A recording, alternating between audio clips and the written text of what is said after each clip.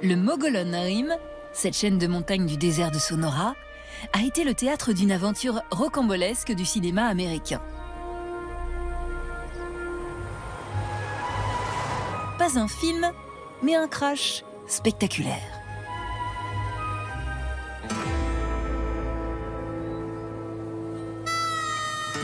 Chuck Jacobs, qui travaille au sein du musée de l'histoire locale de Payson, la plus grande ville du coin, nous fait revivre cette histoire qui démarre dans les années 20 à Los Angeles, à 800 km d'ici. Un studio nouvellement arrivé sur le marché, la Metro-Goldwyn-Mayer, tente d'imposer sa marque.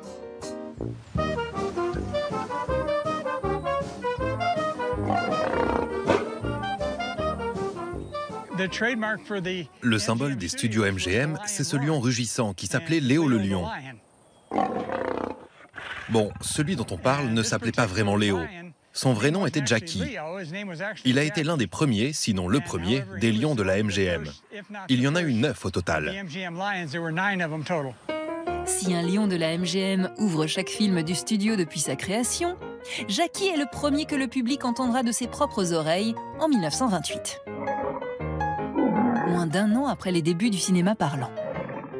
Le lion se tenait devant un micro avec un caméraman et un preneur de son. L'animal était si bien dressé qu'il pouvait rugir sur commande.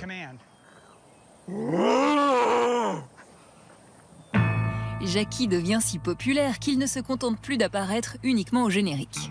On le retrouve dans la série des Tarzans, ainsi que dans des dessins animés. Pour faire sa promotion, les patrons de la MGM envisagent de lui faire faire une tournée en avion.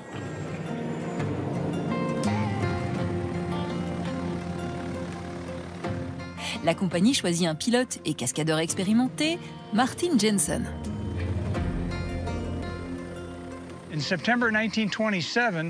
En septembre 1927, Martin Jensen décolle depuis San Diego et vole au-dessus de Phoenix pour prendre la direction d'Albuquerque. Il ne s'attendait pas à ce que l'appareil soit si lourd. Et puis, il n'avait pas la puissance d'aujourd'hui. De plus, il ne connaissait pas la région.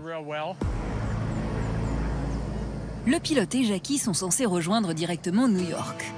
Mais au dernier moment, les producteurs de la MGM ajoutent une séance photo. Martin Jensen doit alors changer d'itinéraire et survoler l'épine dorsale de l'Arizona, le Mogollon Rim, avec ses nombreux précipices. Le canyon est devenu de plus en plus étroit, les cavités de plus en plus profondes, à tel point que l'appareil ne pouvait plus prendre de hauteur. Finalement, le pilote ne parvient pas à faire demi-tour ni à remettre les gaz. Alors, il a dévié vers un plus petit canyon et a atterri en crash contrôlé. L'appareil, endommagé, se retrouve planté dans un canyon, au milieu des serpents à sonnettes, à des heures de marche de toute habitation. Martin Jensen donne au lion toute la nourriture et l'eau présente à bord avant de commencer à marcher en direction de la ville la plus proche.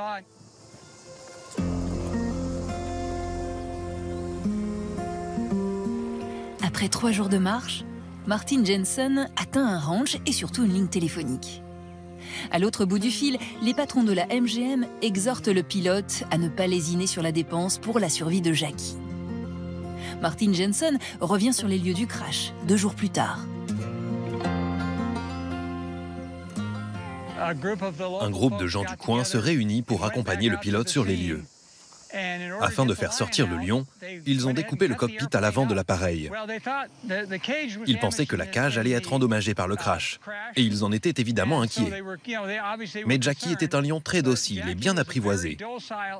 Même après avoir été laissé seul pendant 5 jours sans eau ni nourriture, dès qu'ils ont commencé à le nourrir et l'hydrater, il s'est montré coopératif et n'a pas posé de problème. Je crois savoir qu'ils ont essayé de l'extraire avec un groupe de mules et qu'elle n'était pas ravie d'être là. Mais le lion, lui, était en pleine forme. Les responsables du studio envoient le dresseur devant le Mogollon Rim et ramènent le lion en Californie dans un camion spécial. Mais les aventures de Jackie ne s'arrêteront pas là. L'animal survit par la suite à 2 collisions de train, un naufrage, un tremblement de terre, ainsi qu'à une explosion dans un studio. Il reste dans l'histoire connu dans le milieu comme Lucky Léo, Léo le chanceux.